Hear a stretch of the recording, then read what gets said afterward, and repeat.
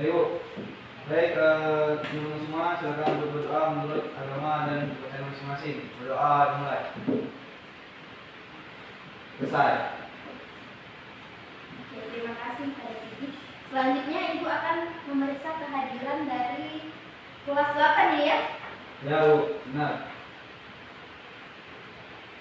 Sidik Handoko, Hadir. Nelse Aprilia, hadir Bu. Isti, hadir Bu. Dini, hadir Bu. Rozi, Alfa Bu. nggak ada keterangan apa-apa. Ada Alfa Bu. Males kayaknya. Males kayaknya. Nggak ada lagi ya. Oke, jadi hari ini kita akan mempelajari materi mengenai sifat, fungsi, dan kedudukan Undang-Undang Dasar Negara Republik Indonesia tahun 1945. Sebelumnya, kalian perlu tahu dulu apa tujuan pembelajaran pada materi hari ini yang akan Ibu sampaikan. Oke, sebentar ya. Ya Bu.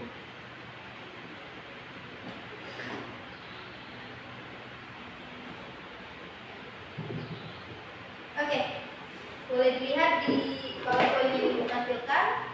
Tujuan pembelajaran pada hari ini yang pertama itu kalian nanti akan dapat tugas untuk menganalisis apa saja kedudukan dan fungsi serta sifat dari Undang-Undang Dasar Negara Republik Indonesia tahun 1945. Kemudian menelaah kedudukan dan fungsi Undang-Undang Dasar Negara Republik Indonesia tahun 1945. Oke, jadi sebelum masuk ke materi, silakan untuk membuka LKPD yang telah Ibu kirimkan. Ayo Sidik. Ini LKPD-nya dibawa enggak? Tinggalan Bu. Aduh, gimana Dini? Buru-buru. Oke, silakan buka di halaman 4 itu untuk kegiatan 1. Coba Dini, baca. Kegiatan satunya apa? Kegiatan 1, memperhatikan tambahan PowerPoint yang disajikan, kemudian jelaskan kedudukan Undang-Undang Dasar Negara Republik Indonesia tahun 1945. Oke, itu untuk kegiatan 1. Untuk kegiatan 2-nya silakan Elsa. Setelah kalian pelajari materi di atas, silakan lanjutkan dengan menelaah sifat dan fungsi Undang-Undang Dasar Negara Republik Indonesia tahun 1945, lalu tulislah jawaban pada tugas. Untuk tugas yang ketiga, kegiatan ketiga silakan Isti dibacakan. Kegiatan 3, petunjuk pelajaran. 1. Sebelum berdiskusi, simaklah video pembelajaran yang Salurkan. ditetapkan di bawah ini video. 2. Lakukanlah diskusi dengan kelompok tentang bagaimana kedudukan Undang-Undang Dasar Negara Republik Indonesia tahun 1945 saat ini. 3. Cari informasi tentang penerapan sifat yang terkandung dalam konstitusi melalui berbagai sumber baik dari literatur, cetak atau elektronik maupun observasi yang ada di lingkungan sekitar. 4. Susunan laporan hasil diskusi tentang penerapan makna, kedudukan dan fungsi Undang-Undang Dasar Negara Republik Indonesia tahun 1945. Oke, terima kasih untuk Elsa, Dini, dan Isti. Oke, kita masuk ke materi pada hari ini. Materi yang pertama itu mengenai kedudukan dan fungsi Pancasila sebagai dasar negara Republik Indonesia. Oke. Kedudukan Undang-Undang Dasar Negara Republik Indonesia. Jadi pada awalnya, pada pertama kalinya itu pembentukan Undang-Undang Dasar Negara Republik Indonesia ini untuk membatasi kesewenang-wenangan kekuasaan raja saat sedang berkuasa. Jadi adanya Undang-Undang Negara Republik Indonesia ini sejatinya sudah ada dari sebelum kita dengan presiden pertama. Artinya ini sudah ada di dalam pemikiran para pendiri bangsa kita, gitu ya. Nah, kemudian hukum diperlukan untuk mengatur kekuasaan dan kewajiban penguasa. Tujuannya biar apa? Coba, hukum diperlukan untuk mengatur kekuasaan dan kewajiban penguasa agar tidak terjadi Sewenang-wenangan. Iya, benar, betul Siti. Selanjutnya, kemudian untuk kedudukan ini telah diatur di dalam peraturan perundang-undangan yang dimana ini penting untuk mengatur kegiatan pemerintahan.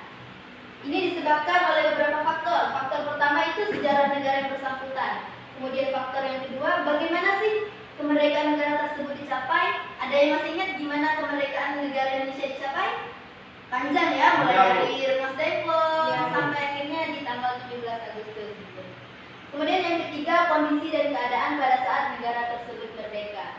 ada nih pendorong kemerdekaan, pendorong berdirinya Undang-Undang Negara Republik Indonesia, yaitu apa? Coba Sidik.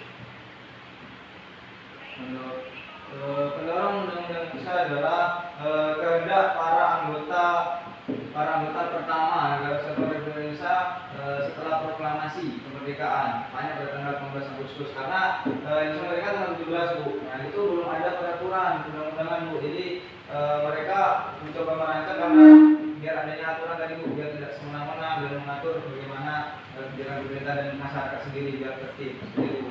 Iya benar, terima kasih ya Sidik. Jadi kenapa awal mulanya ada undang-undang setelah kemerdekaan Indonesia, tepatnya Undang-Undang Dasar ya, itu karena merasa ada kebutuhan, butuh sesuatu yang bisa membatasi kesewenangan agar tidak terjadi lagi penjajahan seperti sebelumnya. Oke, kalau kita membahas tentang Undang-Undang Dasar, itu pasti ada kaitannya dengan konstitusi. Kalian pernah dengar kata konstitusi kan? Tapi tahu nggak apa itu arti konstitusi? Tahu konstitusi, tapi secara sederhananya belum tahu gitu kan? Oke, ini Ibu jelaskan dulu secara teori bahwasannya konstitusi ini merupakan seperangkat aturan dasar dan berbagai ketentuan untuk mengatur fungsi serta struktur lembaga pemerintah. Di dalamnya itu termasuk dengan hubungan kerjasama antar negara dan rakyat dalam kehidupan berbangsa dan bernegara. Kemudian ada latar belakang terkait pembuatan undang-undang dasarnya itu seperti yang sudah Ibu sampaikan tadi. Oke, ada yang mau ditanyakan sejauh ini?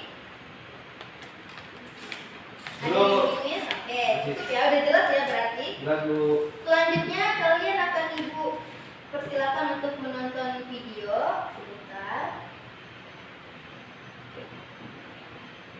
Halo, pada hari ini kita akan mempelajari materi makna kedudukan, sifat, dan fungsi Undang-Undang Dasar Negara Republik Indonesia tahun 1945 pada Mapel Pendidikan Pancasila dan Kewarganegaraan SMP kelas 8. Untuk materi yang selanjutnya, disimak ya. Oke, kalian mungkin pernah mendengar apa itu kata konstitusi. Tapi, apakah kalian sudah tahu apa itu konstitusi? Oke, kita lihat gambar berikut. Ya, gambar itu menunjukkan sebuah kitab, dalam hal ini adalah kitab Al-Quran yang Ayo, di videonya itu menunjukkan sebuah kitab. Ada yang tahu nggak apa korelasinya antara kitab dengan konstitusi, dengan undang-undang dasar gitu? Mungkin ini Bu, jadi peraturan itu harus dibukukan gitu, seperti kita kan, jadi ada semacam dibukukan kayak Al-Quran gitu sebenarnya, saya paham itu. Oke, itu benar ya yang disampaikan oleh Sidik. Ada lagi mau menambahkan? Ya, silakan. Menurut saya mungkin kitab dengan konstitusi itu karena kitab kan itu adalah pedomannya umat agama Islam, sedangkan pada sini konstitusi semua kayak hukum itu harus berdasarkan dengan konstitusi seperti itu. Oke, benar sekali. Thank you ya Dini. Jadi benar yang disampaikan oleh Dini bahwasannya kitab itu kalau kita pahami kitab merupakan pedoman dalam beragama gitu. Begitu juga dengan undang-undang, itu merupakan pedoman kita bangsa Indonesia dalam melaksanakan pemerintahan maupun kehidupan berbangsa bernegara. Jadi itu kenapa dikorelasikan dengan kitab. Next. bahkan kitabnya umat Islam. Tapi apa sih fungsi kitab itu? Ya, kitab itu merupakan pedoman untuk umatnya. Jadi, apa persamaannya dengan konstitusi? Ya benar. Jadi konstitusi merupakan sebuah pedoman bagi bangsa Indonesia untuk menjalankan aturan-aturan, kemudian menjalankan kenegaraannya sesuai dengan hukum dan menempati kedudukan tertinggi, yaitu Undang-Undang Dasar Negara Republik Indonesia tahun 1945. Seperti halnya kita, Undang-Undang Dasar Negara Republik Indonesia tahun 1945 ini memiliki sifat dan fungsi. Sifat dari Undang-Undang Dasar 1945 yaitu singkat dan simpel. Kedua sifat tersebut tertuang dalam penjelasan UUD 1945 sebelum amandemen. Pada saat itu, UUD 1945 hanya terdiri dari 37 pasal.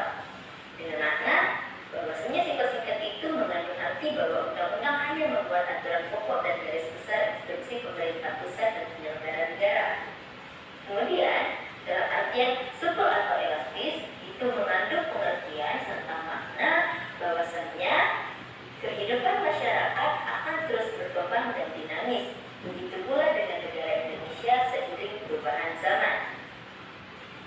Lantas, bagaimana sih kedudukan Undang-Undang Dasar Negara Republik Indonesia tahun 1945 ini sehingga ia memiliki urgensi yang begitu besar dalam penyelenggaraan pemerintahan di negara kita? Oke, tentunya sebagai pemegang hierarki tertinggi di Indonesia, Undang-Undang Dasar Negara Republik Indonesia ini memiliki kedudukan yang sangat penting.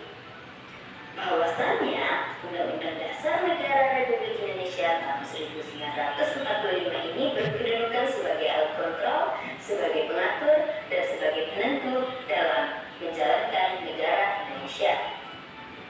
Oke, itu ya untuk videonya. Selanjutnya itu tadi untuk materi kedua berarti kita membahas mengenai apa? Yang pertama tadi kita membahas mengenai kedudukan. Untuk yang kedua berarti sifat dan fungsi. Oke, ada yang mau ditanyakan dari video yang ditampilkan tadi? Cukup? Oke, silakan buka LKPD-nya. Lihat di kegiatan 3 itu mengenai tugas yang akan dilaksanakan. Kegiatan 3 itu sebelum berdiskusi simaklah video. Nah, videonya sudah Ibu tampilkan tadi. Selanjutnya kalian akan Ibu bentuk menjadi kelompok diskusi. Diskusinya itu berpasangan gitu. Jadi berdua satu kelompoknya ya. Satu kelompoknya 2 orang untuk membahas mengenai bagaimana sih kedudukan Undang-Undang Dasar Negara Republik Indonesia saat ini. Kemudian nanti kalian juga cari informasi tentang bagaimana penerapan sifat yang terkandung dalam konstitusi. Itu boleh cari dari buku bahan ajar yang sudah Ibu berikan ataupun cari dari media elektronik lainnya. Kemudian yang terakhir itu dibuat laporan nanti. Dibuat laporan diskusi tentang telaah makna, kedudukan dan fungsi Undang-Undang Dasar NRI tahun 1945. Itu ya. Kemudian nanti di laporannya itu buat kesimpulan. Ada pertanyaan? Boleh? Kelompoknya buat sendiri atau dibagi ibu? Kelompoknya buat sendiri karena anggota kelasnya genap kan? Ya, nanti buat aja sendiri, terserah mau cewek cowok atau cowok cowok itu boleh. Tugasnya dikumpulkan minggu depan ya. Siap bu. Oke, ada